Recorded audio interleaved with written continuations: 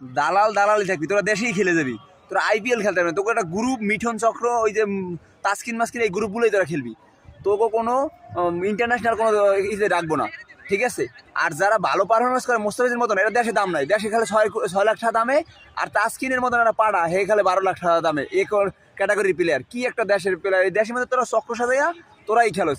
আর তোকে open challenge দিলাম যে তোরা যে কেউ বল করুন তোরা দাঁড়াবি, ঠিক আছে। তোরা গ্রুপের মধ্যে বই তোরা পারবি। তোরা ওই একজন টেস্টের অধিনায়ক, হে ওয়ানডে খেলে ওর সুপারিশে, আবার ওয়ানডের অধিনায়ক টেস্টে খেলে, পারফরমেন্সের কারণে না, শুধু মানে ওই যে বন্ধুর লিঙ্কি, বন্ধু আয়, ঠিক আছে। এরা যে একটা চক্র, এটা সর্বোচ্চ দেশ বিরোধী। এদেরকে মানে এদের কোনো লাজ লজ্জা নাই। আর কিছু মিডিয়া আছে, এদের কিছু টাকা দেয়, ঠিক আছে। এই টাকার মাধ্যমে মিডিয়া লেখে যে অমুক ভাই আবেগে কান্দে, আমার ভাই ভাই আবেগ, আর আবেগ দেওয়া লাগে সারা জীবন ওপেন করে।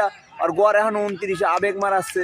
আর একটা দেশের ওয়ানডে এবারে 70-50, এরাও তো দেশের প্লেয়ার, এরাও তো ওপেনার।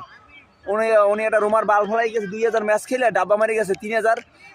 হ্যাঁ আজকে জাতীয় দলের ওপেনার হেয়ার লেগে আবার সবাই গ্রুপ মারে। হ্যাঁ কি কইছে আনলিগাল, কি কইছে যে জায়গায় একজন প্লেয়ার নিরাপদ না, সেই জায়গায় 11 জন প্লেয়ার আমি কেমন করে পাঠাই? এটা লজিক দেখান। হে তো এটাই বলছে, যে আপনারাই বলেন যে কি বলবো। হে কি বলছে যে তোমরা, এ বলছে যে আবার এরা সুপারিশ করে, ওকেটা সুপারিশ করার। আর চাচা এক দালাল, আর ভাই এক দালাল, ওরা বিসিবি কিনে লইছে দালাল গ্রুপ। এই শালার ভাই সুমন্দি, তোরা কি যে যেটা আমরা সারাস, তোরা কি কেউ ক্ষতিপূরণ দিতে চাইছে? হে কি আনলিগাল কিছু কইছে? ঠিক আছে, যে দেশ যে জায়গায় খেলতে চাইতেছে না, ওনার ক্ষতিপূরণ দেবে। উনি একটা হয়ে গেছে, শিরু দেশ হয়ে গেছে, ওনার সারা দেশ চলরা। যারা যারা আন্দোলন করছে সবগুলো পাতা উচিত।